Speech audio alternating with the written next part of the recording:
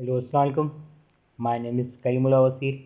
जैसे कि कुछ दिन पहले मैंने एक पोस्ट की थी CYCU इंटरनेशनल स्टूडेंट एप्लीकेशन के हवाले से, तो मुझे काफ़ी मैसेजेस रिसीव हो रहे थे कि हमें वो फॉर्म फिल करना नहीं आ रहा, या हम लॉगिन कर रहे हैं तो हमारा वेरीफाई कोड नहीं आ रहा, या वेरीफाई कोड मांग रहा है तो वो हमें कैसे में वसूल होगा।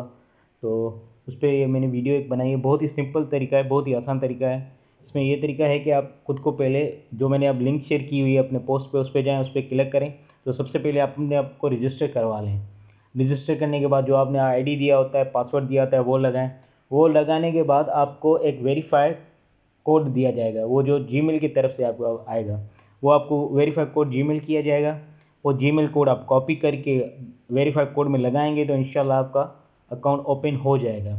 अगर वो नहीं आ रहा तो कुछ देर वेट कर लें, क्योंकि 1 मिनट का टाइम होता है इसमें। अगर नहीं आ रहा तो रीसेंट का ऑप्शन आता है, तो उस पर रीसेंट पे जाएं तो दोबारा वो वेरीफाई कोड आ जाएगा। अगर आप जितनी बार खोलेंगे उतनी बार ही आपको अलग अलग वेरीफाई कोड से लॉगिन करना पड़ेगा, वरना अगर सेम से करेंगे तो वो नहीं होगा।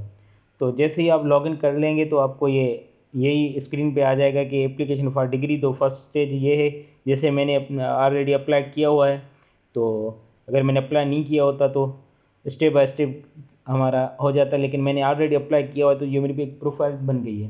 प्रोफाइल भी बहुत ईजी है बनाना, क्योंकि वहीं पे हमें दिया होता है कि ऑप्शन वाइज, जैसे हम पर्सनल डेटा देते हैं तो हमसे कुछ रिलेटिव डेटा ली जाती हैं, जैसे कि एजुकेशन के हवाले से, रिकमेंडेशन लेटर के हवाले से, या कुछ स्टेटमेंट्स होती हैं उसके हवाले से, या एक कुछ ऐसे दिए जाते हैं कि भाई आपने, अगर हम आपको ये स्कॉलरशिप दे दें तो आप बाद में क्या करेंगे, आप अपने कंट्री के लोगों के लिए क्या करेंगे। वो सारी स्टेटमेंट स्टेप बाय स्टेप आपको दी होती है, तो आपको वो जस्ट फॉलो करनी होती है, और वो कोई मुश्किल नहीं होता।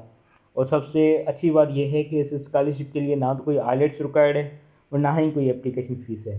तो कुछ मैसेजेस आ रहे थे कि इसकी कोई एप्लीकेशन फ़ीस है या नहीं है, तो इसकी कोई भी एप्लीकेशन फ़ीस नहीं है और ना ही कोई आइलेट्स रिक्वायर्ड है। आपने जो आपकी तरह आपने लाजमी है कि इंग्लिश में ही कोर्स किया होगा यूनिवर्सिटी का, तो आपको जस्ट वही सर्टिफिकेट देना है।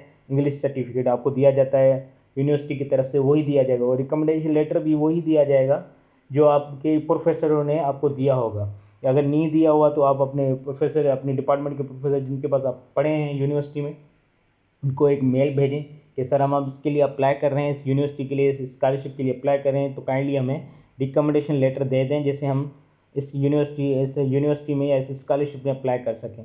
तो वो आपके यूनिवर्सिटी का होगा। एक्सेप्टेंस लेटर कोई भी इसमें नहीं मांगा गया। अगर एक्सेप्टेंस लेटर मांगा गया होता तो आपको उसी यूनिवर्सिटी, जिस यूनिवर्सिटी में आप अप्लाई कर रहे हैं, तो उसी यूनिवर्सिटी के किसी प्रोफेसर से एक्सेप्टेंस लेटर लेना होता है। क्योंकि इसमें नहीं मांगा गया तो इसमें कोई एक्सेप्टेंस लेटर नहीं है, और रिकमेंडेशन लेटर जस्ट मांगा गया तो वो आपको यूनिवर्सिटी की तरफ से भी मिल जाएगा। और जो प्रोफेशनल इंग्लिश सर्टिफिकेट है, जैसे आइलेट्स वगैरह होता है, वो कोई भी रिक्वायर नहीं है, आपका जस्ट सिंपल यूनिवर्सिटी वाला ही होगा, वही अप्लाई कर दिया जाएगा, वही आप अपलोड कर दें। आपका ये है कि पर्सनल इन्फॉर्मेशन होती है, प्रोग्राम चॉइस होती है कि आप किस प्रोग्राम के लिए करना चाहते हैं, PhD के लिए करना चाहते हैं, बैचलर के लिए करना चाहते हैं, या अपना मास्टर के लिए करना चाहते हैं, तो वो होता है। और एजुकेशन बैकग्राउंड में ये होता है कि आपको अपनी एजुकेशन बैकग्राउंड देनी होती है।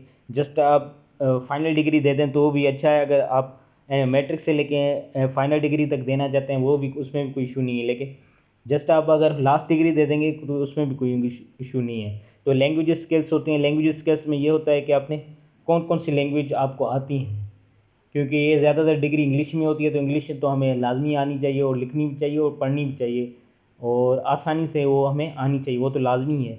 उसके अलावा जो आपकी लैंग्वेजेस हैं, जैसे सिंधी हो गया, बलोची हो गया, पश्तो हो गया, सराइकी हो गया, पंजाबी हो गया, तो ये लैंग्वेज भी अगर आपको आती हैं तो आप ऐड कर लें। और डॉक्यूमेंट्स ये होते हैं कि डॉक्यूमेंट्स जस्ट एजुकेशन से रिलेटेड डॉक्यूमेंट्स होते हैं, जैसे हमारे ट्रांसक्रिप्ट हो गई, डिग्री हो गई, और एक मोटिवेशनल लेटर हो गया, और रिकमेंडेशन लेटर के बारे में मैंने आपको बताया वही हो गया, और एक सीवी हो गई। सीवी यूरोपास की वेबसाइट से ही बना है सीवी, क्योंकि जितनी यूरोपियन यूनिवर्सिटी होती हैं वो यूरोपास वाली सीवी एक्सेप्ट करती हैं। तो ये, और पासपोर्ट हो गया। पासपोर्ट के साथ एक पासपोर्ट फ़ोटो हो गई, जिसका बैकग्राउंड ब्लू या वाइट होना चाहिए। तो यही जस्ट इन्फॉर्मेशन थी इसके हवाले से। और बहुत ही सिंपल फॉर्म है, बहुत ही आसान तरीका है इसको फिल करने का, और बहुत ही आसान तरीके से ये लॉगिन हो जाता है। इसमें कोई भी मुश्किलात नहीं आती। अगर इसके बाद भी आपको कोई मुश्किल आ रही है तो आप मुझसे काइंडली मैसेज कर दें, या पूछ लें मैसेज करके आपको, या कमेंट्स में बता दें कि आपको ये इशू अभी आ रहा है, तो इंशाल्लाह मुझसे वो सॉल्व हुआ तो मैं इंशाल्लाह आपको